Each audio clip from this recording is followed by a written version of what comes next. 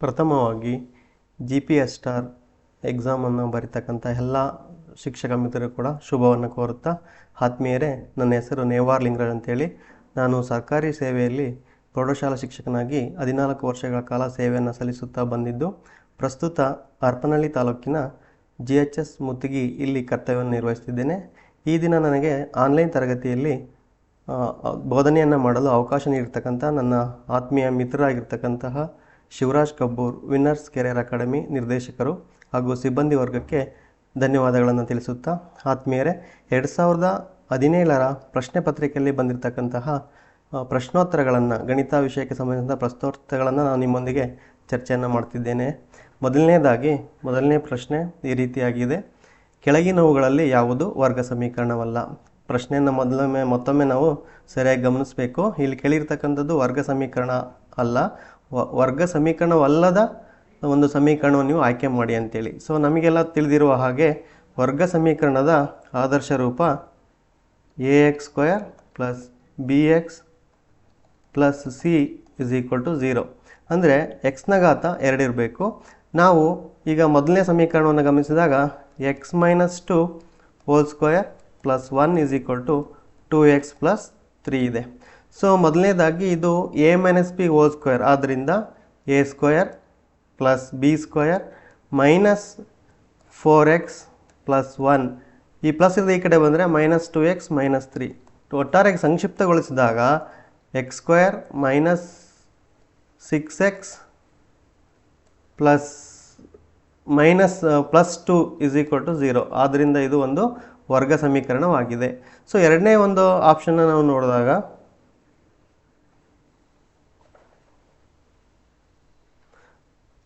B option ಏನಿದೆಯಪ್ಪ ಅಂತಂದರೆ x × x + 1 + 8 = x + 2 × x - 2 ಇದೆ.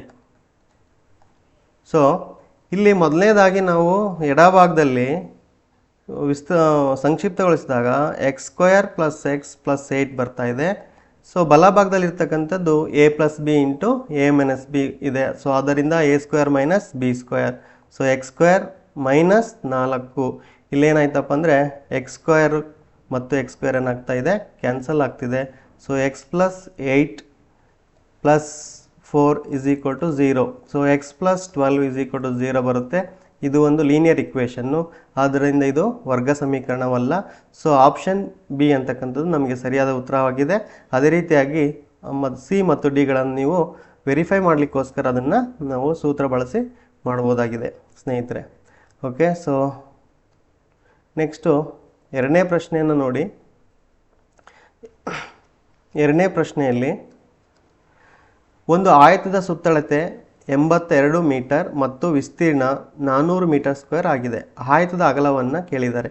ನಮಗೆ ಕೊಟ್ಟಿರ್ತಕ್ಕಂಥದ್ದು ಆಯತದ ಸುತ್ತಳತೆ. ಸೊ ಆಯತದ ಸುತ್ತಳತೆ ಸೂತ್ರ P = 2 × L + b. ಸೊ ನಾವು ಇದನ್ನು ಮಾಡಬೇಕಪ್ಪ ಅಂದರೆ ಏನು ಮಾಡಬೇಕಪ್ಪ ಅಂತಂದರೆ, ವಿಸ್ತೀರ್ಣ ಸೂತ್ರ a = L × b ಇದೆ. ವಿಸ್ತೀರ್ಣದಲ್ಲಿ ನಾವು ಎಲ್ಲಿರ್ತಕ್ಕಂಥ ಒಂದು ಅಂಶವನ್ನು ಬಿಗೆ ಕನ್ವರ್ಟ್ ಮಾಡಿ ಅಥವಾ ಬಿ ಇರ್ತಕ್ಕಂಥ ಅಂಶವನ್ನು ಎಲ್ಗೆ ಕನ್ವರ್ಟ್ ಮಾಡಿ ಸಬ್ಸ್ಟಿಟ್ಯೂಟ್ ಮಾಡಿದಾಗ ನಮಗೆ ಬೆಲೆ ಬರುತ್ತೆ. ಸೊ ಸುತ್ತಳತೆ P = 2 × L + b.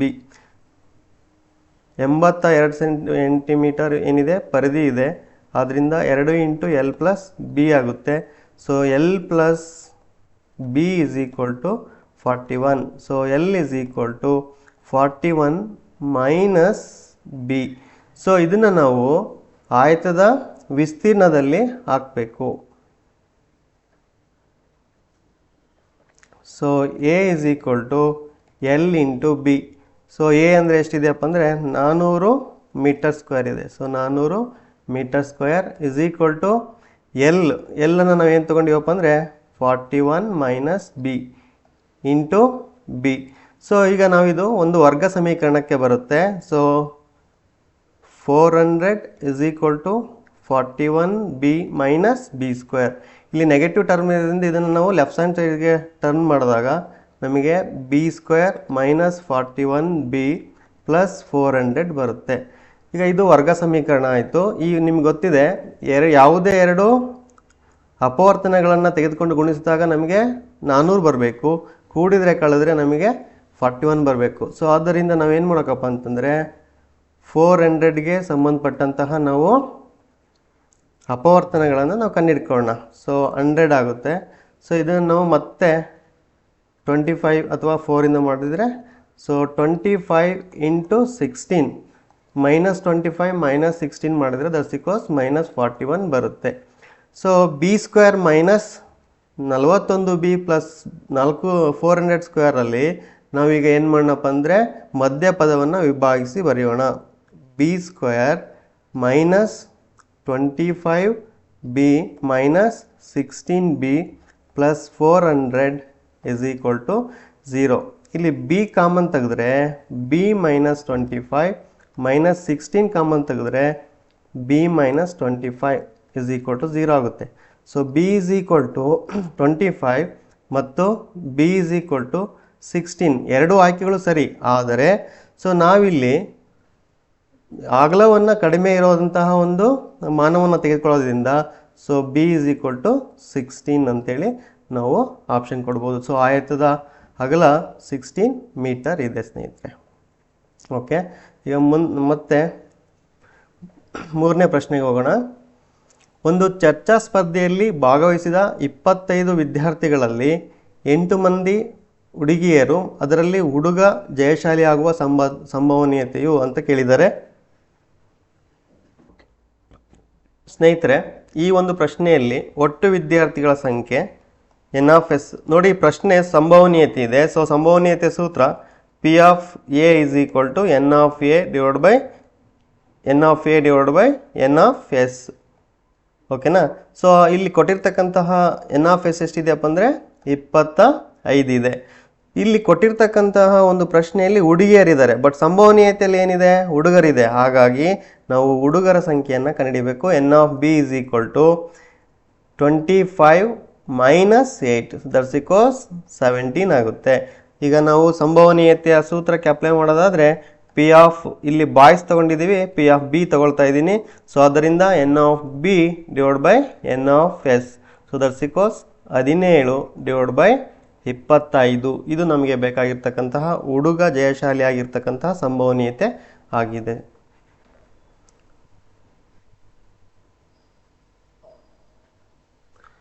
ಈಗ 4ನೇ ಪ್ರಶ್ನೆಗೆ ಹೋಗೋಣ. 4ನೇ ಪ್ರಶ್ನೆ ಈ ರೀತಿಯಾಗಿದೆ. ಇಲ್ಲಿ x³ plus 5 into 4 minus x⁵5 ಬೀಜೋಕ್ತಿಯ ಘಾತ ಸೂಚಿ ಅಥವಾ ಡಿಗ್ರಿ ಅಂತ ಕೇಳಿದ್ದಾರೆ. ಸೊ ಮಹಾತ್ಮ ಘಾತ ಅಂತ ಹೇಳ್ಬೋದು. ಆದ್ದರಿಂದ ನೇರವಾಗಿ ಎಕ್ಸ್ ಟರ್ಮ್ ಇರ್ತಕ್ಕಂಥವು x⁵3 ಅಲ್ಲಿ ಇಂಟಿರೋದ್ರಿಂದ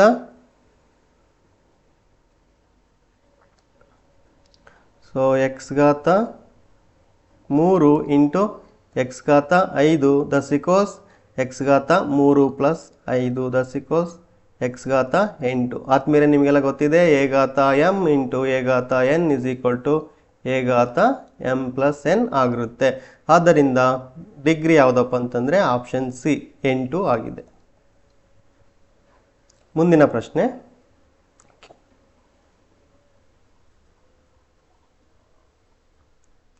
12ನೇ ಪ್ರಶ್ನೆ. 12ನೇ ಪ್ರಶ್ನೆ ಏನಿದೆಯಪ್ಪ ಅಂತಂದರೆ ಗುಣೋತ್ತರ ಶ್ರೇಣಿಯ ಅನಂತ ಪದಗಳ ಹೊರಗಿನ ಮೊತ್ತವನ್ನು ಕಂಡುಹಿಡಿಯಿರಿ ಅಂತ ಹೇಳಿದ್ದಾರೆ. ಸೊ ಹಾಗಾಗಿ ಸ್ನೇಹಿತರೆ, ನಾವು ಗುಣೋತ್ತರ ಶ್ರೇಣಿಯ ಅನಂತ ಪದಗಳ ಮೊತ್ತ S infinity is equal to A divide by 1 minus R. ಆದ್ದರಿಂದ ಕೊಟ್ಟಿರ್ತಕ್ಕಂಥ ಶ್ರೇಣಿಯಲ್ಲಿ A is equal to 4, R is equal to A2 minus A2 divide by A1. So A2 ಎಷ್ಟಿದೆಯಪ್ಪ ಅಂದರೆ 3 ಇದೆ, ಡಿವೈಡ್ ಬೈ A1 4. ಈ ಒಂದು ಬೆಲೆಗಳನ್ನು A ಮತ್ತು R ಬೆಲೆಗಳನ್ನು ನಾವು ಈಗ S infinity is equal to A divide by 1 minus R ಈ ಸೂತ್ರದಲ್ಲಿ ನಾವು ಆದೇಶ ಮಾಡೋಣ. ಸೊ A ಅಂದರೆ 4 divide by 1 minus 3 by 4. So 4 divided by, ಇಲ್ಲಿ ಕ್ರಾಸ್ ಮಲ್ಟಿಪ್ಲೈ ಮಾಡಿದರೆ ಒನ್ಸ್ ಅಗೇನ್ 1 ಬೈ 4 ಬರುತ್ತೆ. So that's equals 4 into 4 final ಆಗಿ 16. So 16 is the answer. Option D is the answer ಆಗುತ್ತೆ. ನೆಕ್ಸ್ಟ್ 13ನೇ ಪ್ರಶ್ನೆ 2017 P0 ಕೊಟ್ಟಿದ್ದಾರೆ. ಇದರ ಬೆಲೆ ಕಂಡುಹಿಡಿಯಕ್ಕೆ ಕೇಳಿದ್ದಾರೆ. ಆದ್ದರಿಂದ ನಾವು ಏನಪ್ಪ ನೇರ ಫಾರ್ಮುಲಾ NP0 = 1. ಸೊ ಆದ್ದರಿಂದ 2017 option B is the right answer. Next question number 14. ಇಲ್ಲಿ ಕಾಟ್ ಥೀಟಾ ಕೊಟ್ಟಿದ್ದಾನೆ. ಕಾಟ್ ಥೀಟಾ = y/x ಕೊಟ್ಟಿದ್ದಾನೆ. ಸೊ ನಾವು ಸಮೀಕರಣ ಈ ರೀತಿಯಾಗಿದೆ. ಕಾಸ್ ಥೀಟಾ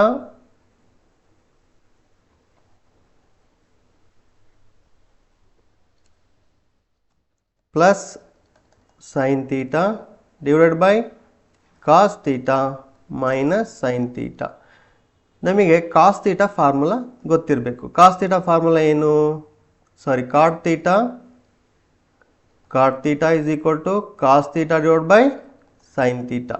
ಸೊ ಆದ್ದರಿಂದ ನಾವು ಈ ಇಡೀ ಸಮೀಕರಣವನ್ನು ಸೈನ್ ಥೀಟಾದಿಂದ ವಿಭಾಗಿಸಿ. ಸೈನ್ ಥೀಟಾದಿಂದ ವಿಭಾಗಿಸಿದಾಗ ನಿಮಗೆ cos theta divide by sine theta = ಏನಾಗುತ್ತೆ? ಕಾಟ್ ಥೀಟಾ ಆಗುತ್ತೆ. ಪ್ಲಸ್ 1 ಡಿವೈಡೆಡ್ ಬೈ ಇಲ್ಲಿ cos theta divide by sine theta ಅಂತಂದರೆ ಒನ್ಸ್ ಅಗೇನ್ ಕಾಟ್ ಥೀಟಾ ಬರುತ್ತೆ. ಮೈನಸ್ 1. ಈಗ ಕೊಟ್ಟಿರ್ತಕ್ಕಂಥ ಬೆಲೆ cot theta = y/x plus 1 divide by y divide by x minus 1. ಅದನ್ನು ಓರೆ ಗುಣಾಕಾರ ಮಾಡಿ ನೀವು ಸಿಂಪ್ಲಿಫೈ ಮಾಡಿದಾಗ ನಿಮಗೆ answer y+1 divide by y+x divide by y minus x ಬರುತ್ತೆ. x ಕ್ಯಾನ್ಸಲ್ ಆಗುತ್ತೆ. ಸೊ ನಿಮಗೆ ಉತ್ತರ ಆಪ್ಷನ್ ಬಿ.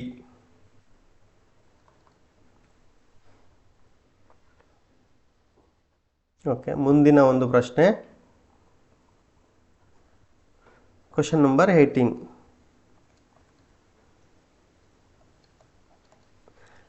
ಇಲ್ಲಿ ನಮಗೆ ಥೇಲ್ಸ್ ಪ್ರಮೇಯದ ಮೇಲೆ ಈ ಸಮಸ್ಯೆ ಇದೆ. ಕೊಟ್ಟಿರ್ತಕ್ಕಂಥ ದತ್ತಾಂಶಗಳು ನೀವು ಗಮನಿಸಿದಂಗೆ AD ಕೊಟ್ಟಿದ್ದಾರೆ ಮತ್ತು BD ಕೊಟ್ಟಿದ್ದಾರೆ.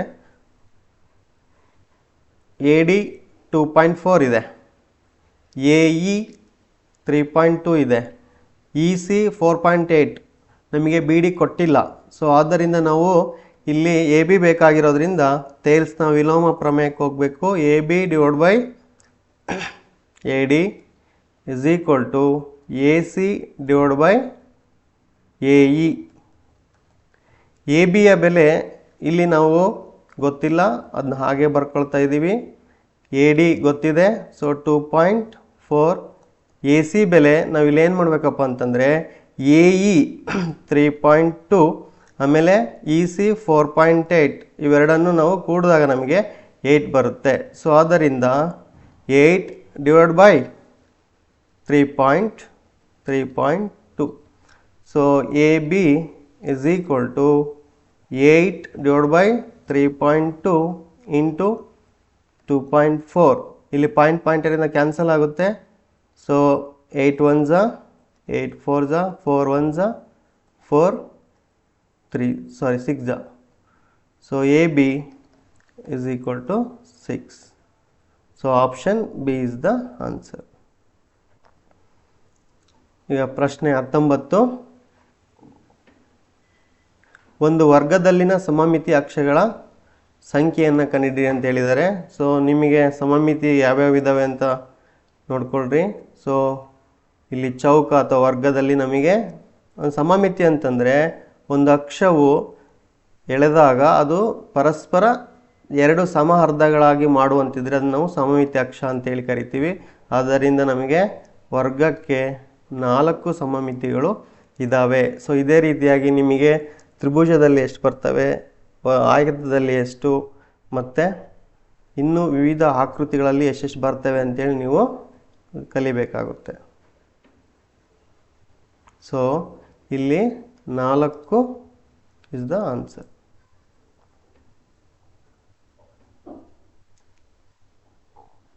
ಪ್ರಶ್ನೆ ಸಂಖ್ಯೆ 25. ಪ್ರಶ್ನೆ ಸಂಖ್ಯೆ 25ರಲ್ಲಿ ಕನಿಷ್ಠ ಧನಾತ್ಮಕ ಅವಿಭಾಜ್ಯ ಸಂಖ್ಯೆ ಮತ್ತು ಕನಿಷ್ಠ ಧನಾತ್ಮಕ ಸಂಯುಕ್ತ ಸಂಖ್ಯೆಗಳನ್ನು ಕಂಡುಹಿಡಿಯಿರಿ, ಅವುಗಳ ಲಾಸವನ್ನು ತಿಳಿಸಿ ಅಂತ ಹೇಳಿದ್ದಾರೆ. ಆದ್ದರಿಂದ ಸ್ನೇಹಿತರೆ ನಮಗೆ ಅವಿಭಾಜ್ಯ ಸಂಖ್ಯೆಗಳಂದ್ರೇನು ಮತ್ತು ಸಂಯುಕ್ತ ಸಂಖ್ಯೆಗಳು ಅಂದ್ರೇನು ಅಂತೇಳಿ ಗೊತ್ತಿರಬೇಕು. ಅವಿಭಾಜ್ಯ ಸಂಖ್ಯೆಗಳು ಅಂತಂದರೆ ಒಂದಕ್ಕಿಂತ ದೊಡ್ಡದಾದ ಒಂದು ಮತ್ತು ಅದೇ ಸಂಖ್ಯೆಯಿಂದ ಭಾಗವಾಗ್ತಕ್ಕಂಥ ಸಂಖ್ಯೆಗಳಿಗೆ ನಾವು ಅವಿಭಾಜ್ಯ ಸಂಖ್ಯೆಗಳು ಅಂತೇಳಿ ಕರಿತೀವಿ. ಸೊ ಅವಿಭಾಜ್ಯ ಸಂಖ್ಯೆಗಳಿಗೆ ಉದಾಹರಣೆ ಕೊಡ್ತಾ ಹೋದರೆ ನಮಗೆ 2, 3, 5, 7, 11 ಆ್ಯಂಡ್ ಸೋ ಆನ್. ಇನ್ನು ಸಂಯುಕ್ತ ಸಂಖ್ಯೆಗಳಂದ್ರೇನು? ಯಾವುದೇ ಸಂಖ್ಯೆಯನ್ನು ನಾವು ಅವಿಭಾಜ್ಯ ಅಪವರ್ತನಗಳ ಗುಣಲಬ್ಧವಾಗಿ ವ್ಯಕ್ತಪಡಿಸುವುದಕ್ಕೆ ನಾವೇಂತ ಕರಿತೀವಿ? ಸಂಯುಕ್ತ ಸಂಖ್ಯೆ ಅಂತೇಳಿ ಕರಿತೀವಿ. ಸೊ 2ಕ್ಕಿಂತ ದೊಡ್ಡದಾಗಿರ್ಬೇಕು ಇಲ್ಲಿ. ಆದ್ದರಿಂದ 4, 6, 8, 9 ಆ್ಯಂಡ್ ಸೋ ಆನ್ ಇವೆಲ್ಲ ಏನಪ್ಪ ಅಂತಂದರೆ ಸಂಯುಕ್ತ ಸಂಖ್ಯೆಗಳು. ಸೊ ಕನಿಷ್ಠ ಅವಿಭಾಜ್ಯ ಸಂಖ್ಯೆ 2, ಆಮೇಲೆ ಕನಿಷ್ಠ ಸಂಯುಕ್ತ ಸಂಖ್ಯೆ 4. ಇವುಗಳ LCM ನಮಗೆ ಗೊತ್ತಿದೆ 4 ಬರುತ್ತೆ. ಸೊ LCM ಎಷ್ಟು ಬರುತ್ತೆ? 4. 2 × 1 × 2 ದಟ್ ಈಕ್ವಲ್ಸ್ 4. ಈಗ ಪ್ರಶ್ನೆ ಸಂಖ್ಯೆ 26.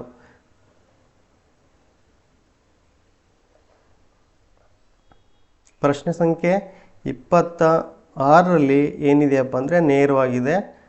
ಸೊ ಸಮಾನುಪಾತ 4x3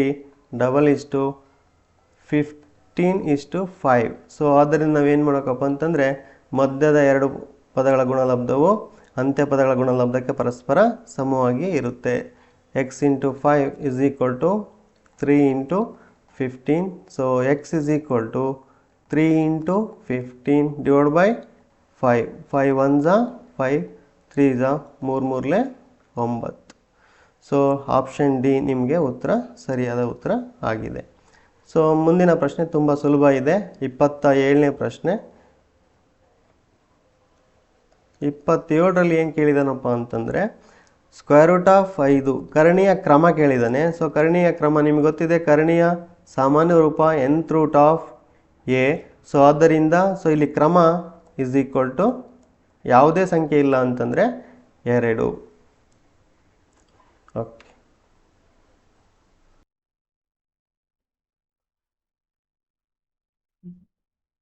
ಈಗ ಪ್ರಶ್ನೆ 28 ನೋಡೋಣ. ಸೊ ಪ್ರಶ್ನೆ 28 ತುಂಬ ಸರಳ ಇದೆ. ಇಲ್ಲಿ a ಅಂತಕ್ಕಂಥದ್ದು ಸಮ ಸಂಖ್ಯೆಗಳ ಒಂದು ಗಣವಾಗಿದೆ.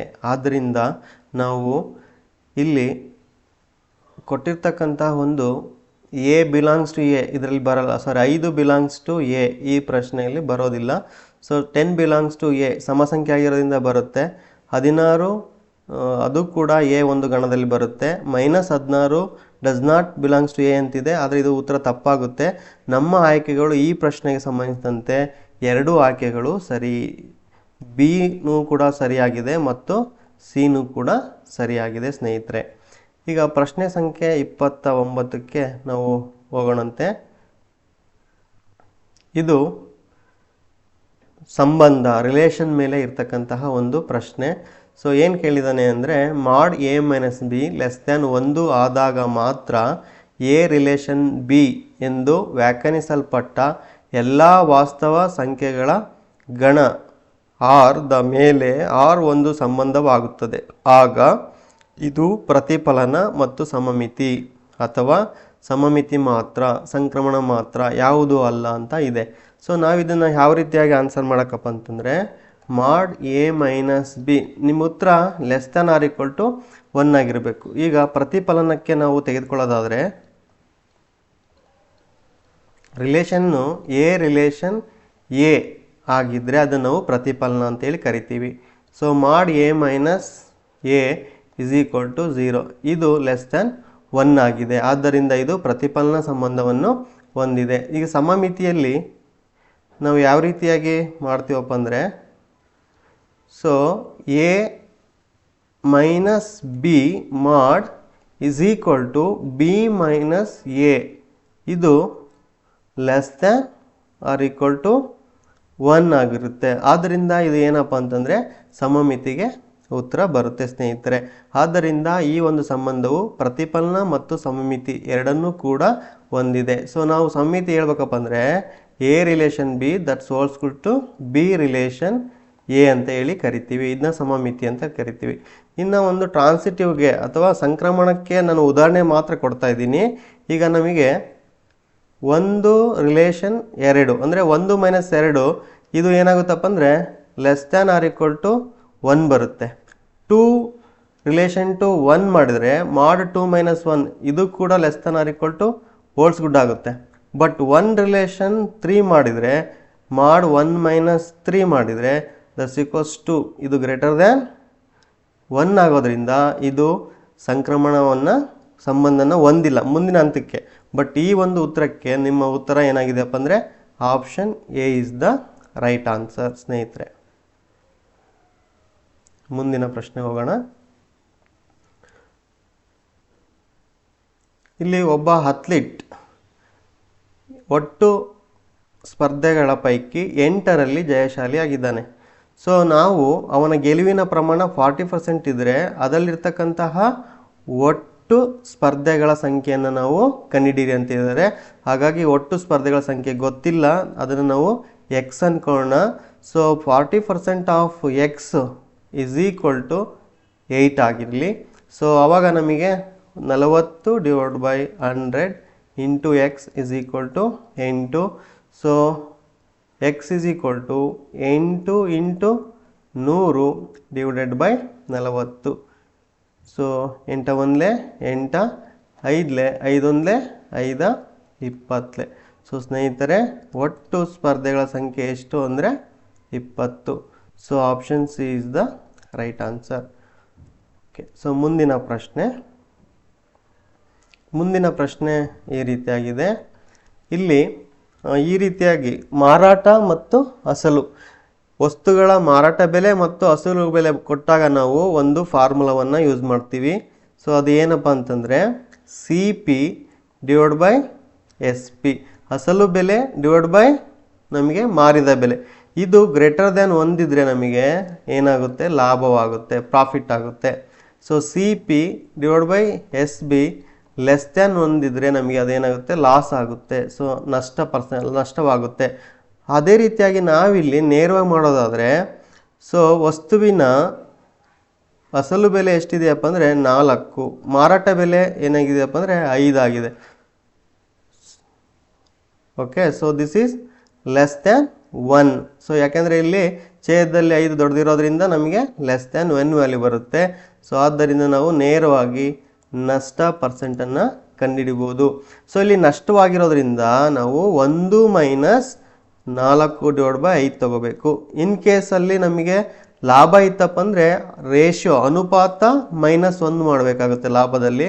ಇಲ್ಲಿ 1 - ಅನುಪಾತ.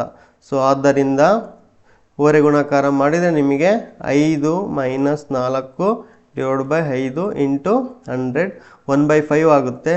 ಸೊ ಫೈನಲಿ ನಿಮಗೆ 20% ನಷ್ಟವಾಗುತ್ತೆ. Option D is the answer. So ಮುಂದಿನ ಪ್ರಶ್ನೆ.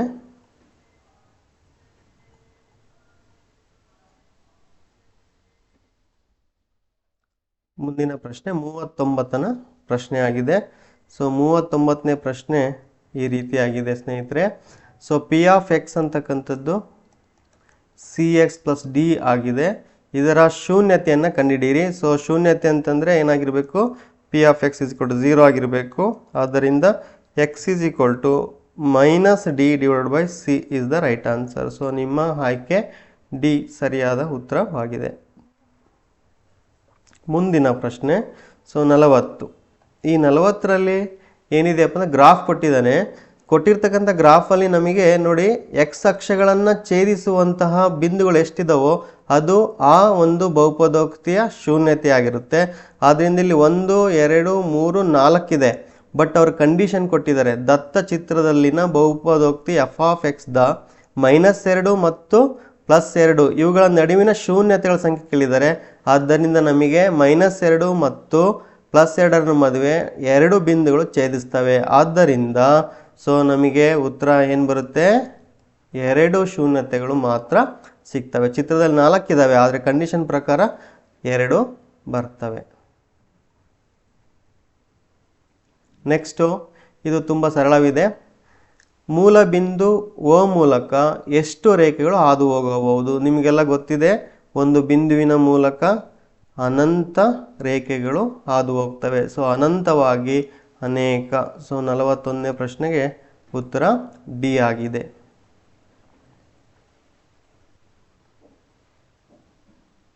42ನೇ ಪ್ರಶ್ನೆ ಇದೆ ಸ್ನೇಹಿತರೆ. ಲಂಬರೇಖೆಗಳು ಒಂದಕ್ಕೊಂದು ಛೇದಿಸುವ ಬಿಂದುವು ಹೆಸರೇ ಸೂಚಿಸುವಂತೆ ಇದು ಲಂಬ ಕೇಂದ್ರವಾಗಿದೆ. ಸೊ ಇನ್ನು ಉಳಿದಂತೆ ಹಾಗೆ ನಿಮ್ಮ ಮುಂದಿನ ಹಂತಗಳಲ್ಲಿ ಬೇರೆ ಬೇರೆ ಏನಾದರೂ ಕೇಳಿದರೆ ಅದಕ್ಕೆ ಸಂಕ್ಷಿಪ್ತವಾಗಿ ನಾನು ತಿಳಿಸ್ಲಿಕ್ಕೆ ಇಷ್ಟಪಡ್ತೀನಿ. ಲಂಬ ಕೇಂದ್ರ ಅಂತಂದರೆ ಒಂದು ತ್ರಿಭುಜದ ಎತ್ತರಗಳು ಸಂಧಿಸುವಂಥ ಬಿಂದುವನ್ನು ನಾವೇಂತ ಕರಿತೀವಿ? ಲಂಬ ಕೇಂದ್ರ ಅಂತೇಳಿ ಕರಿತೀವಿ. ಸೊ ನೆಕ್ಸ್ಟು ಗುರುತ್ವ ಕೇಂದ್ರ ಅಂತಂದರೆ ಸ್ನೇಹಿತರೆ, ತ್ರಿಭುಜ ಇದೆ, ಅದರ ಮಧ್ಯ ಬಿಂದುಗಳನ್ನು ನಾವು ಏನು ಮಾಡ್ತೀವಪ್ಪ ಅಂದರೆ ಅದಕ್ಕೆ ಅಭಿಮುಖವಾಗಿರ್ತಕ್ಕಂಥ ಶೃಂಗುವಿಗೆ ಸೇರಿಸ್ತೀವಿ. ಒಂದು ಶೃಂಗುವಿಗೆ ಸೇರಿಸ್ತೀವಿ. ಆಗ ಛೇದಿಸುವಂತಹ ಬಿಂದುವನ್ನು ನಾವೇಂತ ಕರಿತೀವಪ್ಪ ಅಂತಂದರೆ ಗುರುತ್ವ ಬಿಂದು ಅಂತೇಳಿ ಕರಿತೀವಿ. ಸೊ ಇದನ್ನ ಆರ್ಥ ಸೆಂಟರ್ ಅಂತ ಕರಿತೀವಿ, ಇದನ್ನ ಸರ್ಕಮ್ ಸೆಂಟರ್ ಅಂತೇಳಿ ಕರಿತೀವಿ. ನೆಕ್ಸ್ಟು ಅಂತಹ ಕೇಂದ್ರ ಅಂತಂದರೆ ಒಂದು ತ್ರಿಭುಜ ಇರುತ್ತೆ, ಅದರ ಕೋನಗಳಿರ್ತವೆ, ಆ ಕೋನದ ಕೋನಾರ್ಧಕಗಳನ್ನು ನಾವು ಸೇರಿಸುವಂಥ ಬಿಂದುವಿಗೆ ನಾವೇಂತ ಕರಿತೀವಪ್ಪ ಅಂತಂದರೆ ಅಂತಃಕೇಂದ್ರ ಅಂತೇಳಿ ಕರಿತೀವಿ. ಇದನ್ನು ಹೈ ಅಂತೇಳಿ ಕರಿತೀವಿ. ಇನ್ನು ಪರಿಕೇಂದ್ರ ಅಂತಂತಂದರೆ ಬಾಹುವಿನ ಲಂಬಾರ್ಧಕಗಳು, ಒಂದು ತ್ರಿಭುಜದ ಬಾಹುವಿನ ಲಂಬಾರ್ಧಕಗಳನ್ನು ಸೇರಿಸಿದಾಗ ನಮಗೆ ಛೇದಿಸುವಂತಹ ಬಿಂದುವನ್ನು ನಾವೇಂತ ಕರಿತೀವಪ್ಪ ಅಂತಂದರೆ ಪರಿಕೇಂದ್ರ ಅಂತೇಳಿ ಕರಿತೀವಿ. ಸೊ ಇದನ್ನು ನಾವು ಎಂಬಂತಹ ಸಂಕೇತದಿಂದ ಸೂಚಿಸ್ತೀವಿ. ಓಕೆ ಸ್ನೇಹಿತರೆ, ಸೊ ಇದು ವೆರಿ ಇಂಪಾರ್ಟೆಂಟ್ ಆಗಿದೆ. ಲಂಬ ಕೇಂದ್ರ ಯಾವುದು ಮತ್ತು ಗುರುತ್ವ ಕೇಂದ್ರ ಯಾವುದು, ಅಂತಃಕೇಂದ್ರ ಯಾವುದು ಮತ್ತು ಪರಿಕೇಂದ್ರ ಯಾವುದು ಅಂತಂದು ಸ್ಪಷ್ಟವಾಗಿ ನೀವು ತಿಳ್ಕೊಳ್ರಿ. ಲಂಬ ಕೇಂದ್ರ ಅಂದರೆ ಎತ್ತರಗಳನ್ನು ಛೇದಿಸುವಂತಕ್ಕಂಥ ಬಿಂದು, ಗುರುತ್ವ ಕೇಂದ್ರ ಅಂದರೆ ಮಧ್ಯ ಬಿಂದುಗಳನ್ನು ಸೇರಿಸಿದಾಗ ಉಂಟಾಗ್ತಕ್ಕಂಥ ಬಿಂದು, ಅಂತಃಕೇಂದ್ರ ಅಂತಂತಂದರೆ ಕೋನಾರ್ಧಕಗಳನ್ನು ಛೇದಿಸಿದಾಗ ಉಂಟಾಗ್ತಕ್ಕಂಥ ಬಿಂದು, ಪರಿಕೇಂದ್ರ ಅಂದರೆ ಬಾಹುಗಳ ಲಂಬಾರ್ಧಕಗಳನ್ನು ಸೇರಿಸುವಂತಹ ಬಿಂದು ಅಂತೇಳಿ ಕರಿತೀವಿ. ಈಗ ಪ್ರಶ್ನೆ 43. ಇಲ್ಲಿ a ಘಾತ x = b ಘಾತ y = c ಘಾತ z ಇದೆ. ಇಲ್ಲಿ b² - ac ಯ ಬೆಲೆ ಕಂಡುಹಿಡಿಯ ಕೇಳಿದರೆ, ಆದ್ದರಿಂದ ನಾವು ಇದನ್ನೇನು ಮಾಡೋಣಪ್ಪ ಅಂತಂದರೆ ಕಾಲಿಸ್ ಇಕ್ವೇಷನ್ ದಟ್ಸ್ ಈಕ್ವಲ್ಸ್ k ಅಂತ ಅಂದ್ಕೊಳ್ಳೋಣ. ಅವಾಗ ಏನಾಗುತ್ತೆ, a = k⁴ ಆಗುತ್ತೆ, b = k ಅದರ ಘಾತ 1/y ಆಗುತ್ತೆ, c = k 1/z ಆಗುತ್ತೆ. ಈ ಬೆಲೆಗಳನ್ನು ಈ ಒಂದು b² = ac ಆದೇಶ ಮಾಡಿ. b ನ ಬೆಲೆ ಏನಿದೆ, k ಅದರ ಘಾತ 1/y⁴ ದಟ್ಸ್ ಈಕ್ವಲ್ಸ್ a ಅಂತಂದರೆ k 1/x ಇಂಟು c ಅಂತಂದರೆ k ಪವರ್ 1/z. ಸೊ ಇಲ್ಲಿ 1 × 2 ಅವಾಗ ಏನಾಗುತ್ತೆ, k ಪವರ್ 2/y ಆಗುತ್ತೆ. ದಟ್ಸ್ ಈಕ್ವಲ್ಸ್ ಇಲ್ಲಿ ನೋಡಿ k ಬೇಸ್ ಸೇಮ್ ಇರೋದ್ರಿಂದ ನಾವು ಘಾತಗಳನ್ನು ಕೂಡ್ತೀವಿ, 1/z ಆಗುತ್ತೆ. ಒನ್ಸ್ ಅಗೇನ್ ಇಲ್ಲಿ ಏನಾಗಿದೆ, ಆಧಾರ ಸಂಖ್ಯೆ ಪರಸ್ಪರ ಸಮ ಇರೋದ್ರಿಂದ ಘಾತಗಳು ಕೂಡ ಏನಾಗಿರ್ತವೆ, ಪರಸ್ಪರ ಸಮವಾಗಿರ್ತವೆ. So 2/y = 1/x + 1/z. ಇದು ನಿಮ್ಮ ಉತ್ತರ ಆಗುತ್ತೆ. ಅಂದರೆ ಉತ್ತರ C, option C, 2/y is the right answer. ಮುಂದಿನ ಪ್ರಶ್ನೆ. ಸೊ 44ನೇ ಪ್ರಶ್ನೆ. ಇಲ್ಲಿ ಏನು ಕೊಟ್ಟಿದ್ದಾನಪ್ಪ ಅಂದರೆ ಆಯತ ಘನಾಕಾರದ ಒಂದು ನೀರಿನ ತೊಟ್ಟಿಯು ಉದ್ದ ಕೊಟ್ಟಿದ್ದಾನೆ. ಸೊ ಉದ್ದ ಎಷ್ಟಿದೆ, 6 ಮೀಟ್ರ್ ಇದೆ. ಸೊ ಅಗಲ 5 ಮೀಟ್ರ್ ಇದೆ ಮತ್ತು ಎತ್ತರ 4.5 ಮೀಟರ್ ಇದೆ. ಸೊ ನಾವೇನು ಮಾಡಬೇಕಪ್ಪ ಅಂದರೆ ಈ ಆಳದಲ್ಲಿ ಎಷ್ಟು ಲೀಟ್ರ್ ಹಿಡಿಯುತ್ತೆ ಅಂದರೆ ಘನಫಲವನ್ನು ಕಂಡುಹಿಡಿಯಬೇಕು. So v = L × b × h. So that's because 6 into 5 into 4.5. So ನೀವು ಇದನ್ನು ಮಲ್ಟಿಪ್ಲೈ ಮಾಡಿದರೆ 6 5 30, 4.5 0, 3 5 15, 3 4 12 13, 1350 ಮೀಟರ್ ಕ್ಯೂಬ್ ಇದೆ. But 1 metre cube is equal to 1000 litre ಆಗುತ್ತೆ. ಸೊ ಆದ್ದರಿಂದ 1350ಕ್ಕೆ ಅದರ ಮುಂದೆ ಮತ್ತೆ 3 ಸೊನ್ನೆಗಳು. So yes, this is the answer. Option B.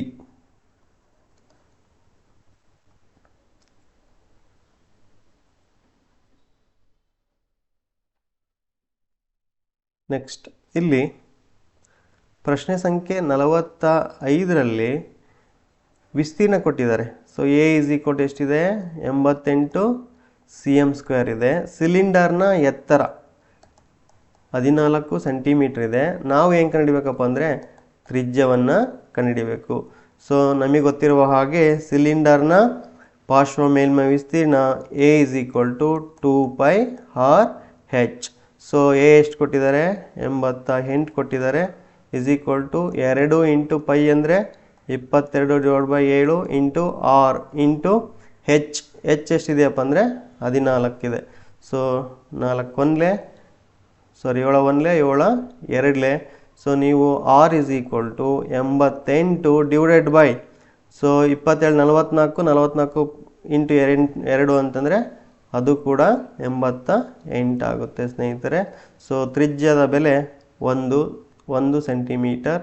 So option D is the right answer.